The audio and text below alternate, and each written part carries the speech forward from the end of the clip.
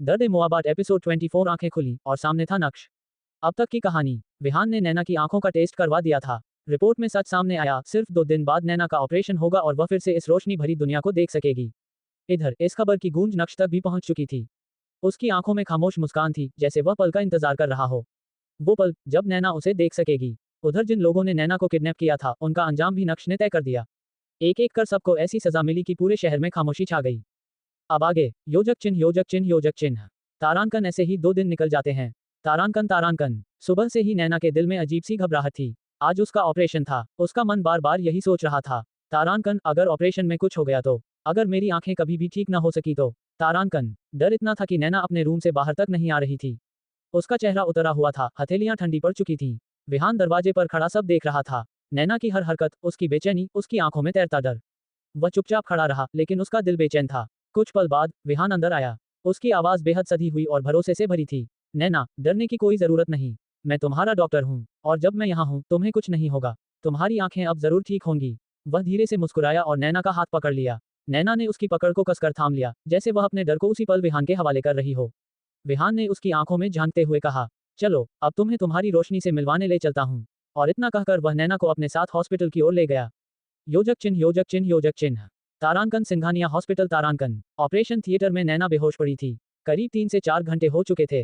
विहान ने उसे सीधे ऑपरेशन रूम में लाकर एनेस्थीसिया देकर बेहोश करवा दिया था। 4 डॉक्टर उसकी आंखों के ऑपरेशन पर ध्यान दे रहे थे।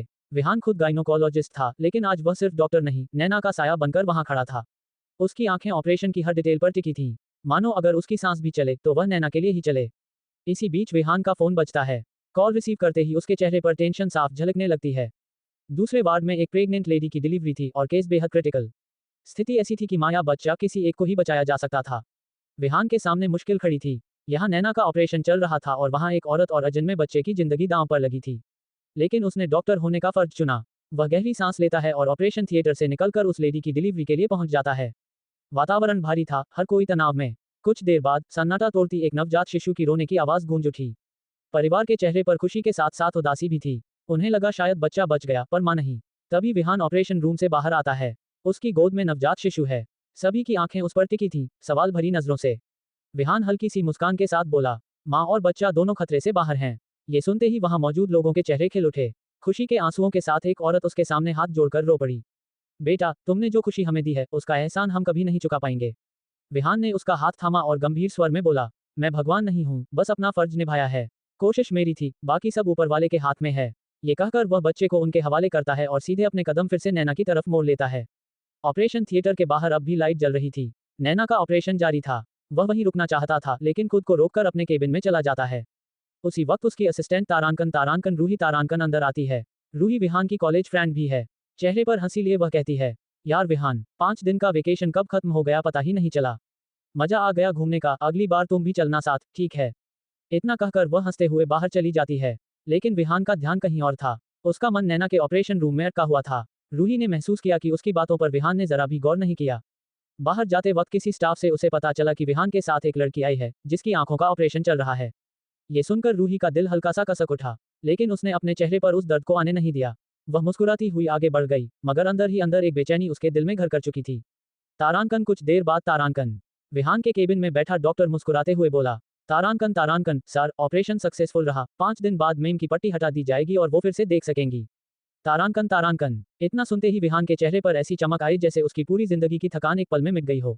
वहीं बाहर खड़ी तारांकन रूही तारांकन ये सब देख रही थी। विहान की खुशी को देखकर उसके दिल में कसक सी उठी। उसके दिल ने कहा, तारांकन, क्या ये खुशी मेरे लिए कभी नहीं थी? शायद विहान उस लड़की से प्यार करता है।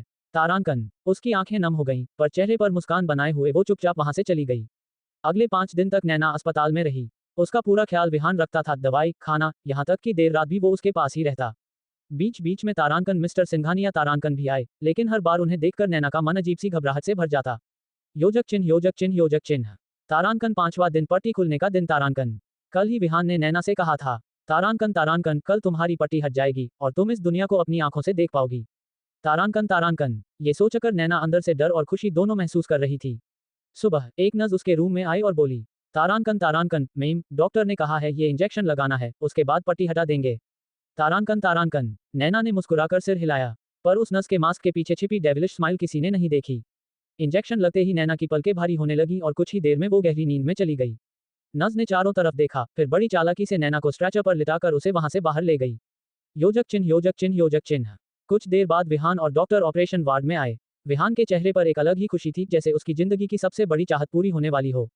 तारांकन, तारांकन, नैना, अब तुम ये पट्टी हते ही इस दुनिया को देख पाओगी, तारांकन, तारांकन। कहते हुए उसने आगे बढ़कर दूर खोला। पर जैसे ही उसने बेड की तरफ देखा, बेड खाली था। विहान की सांसें तेज हो गईं। तारांकन शायद वॉशरूम गई होगी, सोचकर उसने इंतजार किया। पर जब काफी देर तक नैना नहीं लौटी तो वह बेचैनी से वॉशरूम के दरवाजे तक गया। तारांकन, तारांकन, नैना, क्या तुम अंदर हो? तारांकन, तारांकन। कोई जवाब नहीं। उसने फिर जोर से आवाज दी। फिर भी सन्नाटा। विहान का धैर्य टूट गया, उसने झटके से दरवाजा खोल दिया। अंदर कोई नहीं था। उसकी आंखों में खून उतर आया। बाहर खड़े लोग डर के मारे चुप थे। एक डॉक्टर कांपते हुए बोला, तारांकन, तारांकन, सर, किसी ने हॉस्पिटल का पूरा सीसीटीवी सिस्टम हैक कर लिया है। किसी भी कैमरे में कुछ नहीं दिख रहा, तारांकन, तारांकन। विहान ये सुनकर तमतमा गया। अपने केबिन में घुसा और गुस्से में फाइलें व सामान इधर उधर फेंकने लगा। उसकी आंखें लाल हो गईं, होंठ कांप रहे थे। फिर उसने धीरे धीरे कुर्सी पर बैठते हुए दांत भींचकर कहा, तारांकन, तारांकन, नैना, मैं तुम्हें खुद से कभी दूर नहीं जाने दूंगा। जो भी तुम्हें मुझसे छीनने की कोशिश करेगा, उसे मिटा दूंगा। तारांकन, तारांकन। योजक चिन्ह, योजक चिन्ह, योजक चिन्ह। तारांकन, ब्लैक विला, तारांकन। दूसरी तरफ एक काले और रहस्यमयी महल जैसे बड़े से घर में पलंग पर एक लड़की बेहोश लेटी हुई थी। उसकी आंखों पर अभी भी पट्टी बंधी हुई थी। कुछ देर बाद नैना को धीरे धीरे होश आता है। वह घबराकर उठकर बैठ जाती है और कुछ बोलने की कोशिश करती है। तभी उसके कानों में एक जानी पहचानी पर डरावनी आवाज गूंजती है, तारांकन, तारांकन, वेलकम बैक चूहिया। तारांकन, तारांकन। ये सुनते ही नैना सिहर उठती है। उसके होंठ कांपते हैं और उसके मुंह से सिर्फ एक नाम निकलता है, तारांकन, तारांकन, तुम, तारांकन, तारांकन। नक्श, जो काउच पर बैठा था, अपनी जगह से उठकर धीमे धीमे नैना की तरफ कदम बढ़ाता है। उसके जूतों की आवाज से ही नैना के दिल की धड़कनें तेज हो जाती हैं, पसीना उसकी हथेलियों से फिसलने लगता है। नक्श अपनी शांत पर खौफनाक आवाज में कहता है, तारांकन, तारांकन, क्या बात है? तुम्हें मैं याद हूँ। I like it. मुझे लगा था तुम मुझे भूल ही गई होगी। तारांकन, तारांकन। फिर वह अपनी ठंडी नजरों से दरवाजे के पास खड़े राका को देखता है। नक्श की नजरों का इशारा समझकर राका तुरंत वहां से चला जाता है। नक्श नैना के और करीब जाकर उसके कानों में फुसफुसाता है, तारांकन, तारांकन, जब तुम्हारी आंखों की पट्टी हटेगी तो तुम्हें सबसे पहले देखने का हक सिर्फ मेरा है। आखिर तुम्हारे रूप और तुम्हारे जिस्म का मालिक मैं हूँ। तारांकन, तारांकन। ये सुनते ही नैना के रोंगटे खड़े हो जाते हैं, उसके फेस से डर साफ झलक रहा था। तभी कुछ देर बाद राका वापस आता है और उसके साथ कुछ डॉक्टर भी होते हैं। नक्श के हल्के से इशारे पर डॉक्टर नैना की आंखों की पट्टी खोलना शुरू करते हैं। जैसे ही पट्टी हटती है, रूम की लाइट धीरे धीरे डिम कर दी जाती है। डॉक्टर नैना से कहते हैं, धीरे धीरे आंखें खोलने की कोशिश कीजिए, हम 10 तक गिनेंगे, उसके बाद। तारांकन, तारांकन। नक्श के इशारे पर सभी डॉक्टर और राका रूम से बाहर चले जाते हैं। अब वहां सिर्फ नक्श और नैना रह गए। डॉक्टर की गिनती शुरू होती है, तारांकन, तारांकन, 1 2 3, तारांकन, तारांकन। हर गिनती के साथ नैना का दिल तेज धड़कने लगता है। तारांकन, तारांकन, 9 10, तारांकन, तारांकन। नैना धीरे से अपनी आंखें खोलती है, फिर बंद कर लेती है। जब दोबारा पूरी तरह खोलती है तो सामने उसे एक धुंधला सा चेहरा दिखता है। धीरे धीरे जैसे आंखें साफ होती हैं, सामने नक्श खड़ा था। नक्श एक शैतानी मुस्कान के साथ कमरे की लाइट और तेज कर देता है। तेज रोशनी उसकी आंखों को चुभती है, नैना पल भर के लिए आंखें बंद कर लेती है। फिर हिम्मत जुटाकर जैसे ही दोबारा देखती है, सामने नक्श का पूरा हैंडसम चेहरा उसके सामने होता है। नैना चुपचाप सब कुछ देखने लगती है। बड़ा सा शानदार कमरा, महंगे आर्टिफिशियल स्टैचू, पेंटिंग्स, हर चीज उसकी नजरों में कैद होती जाती है। वह धीरे धीरे खड़ी होती है और दीवारों को छूकर महसूस करती है। कुछ पल बाद वह एक बड़े शीशे के सामने खड़ी हो जाती है। पहली बार अपनी परछाई देखकर उसकी आंखों से आंसू बहने लगते हैं। वह वहीं बैठकर रोने लगती है। उसकी आंखों में खुशी भी थी और दर्द भी। खुशी इस बात की कि वह अब देख सकती है, और दर्द इस बात का कि उसके माँ बाप, उसकी छोटी सी फैमिली अब इस दुनिया में नहीं है। नक्श धीरे धीरे उसके करीब आता है, पंजों के बल बैठकर उसे ध्यान से देखने लगता है। नैना की आंखों में दर्द देख उसका दिल अजीब सी बेचैनी से भर जाता है।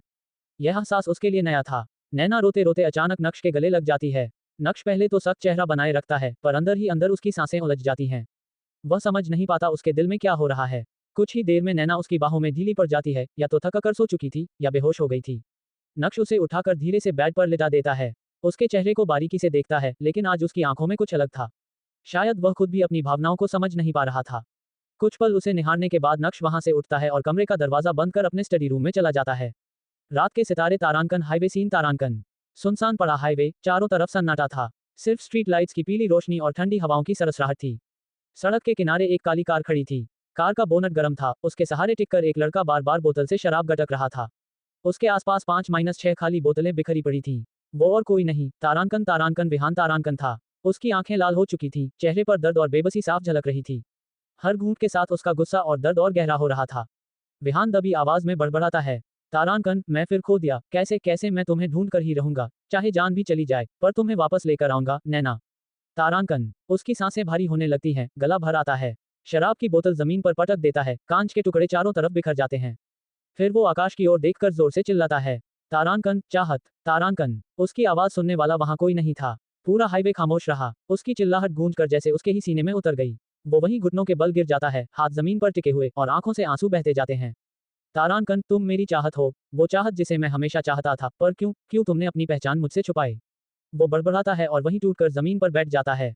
कौन है ये चाहत? क्या सच में नैना ने छुपाई अपनी पहचान? नक्श आगे क्या करेगा? क्या है उसका मकसद?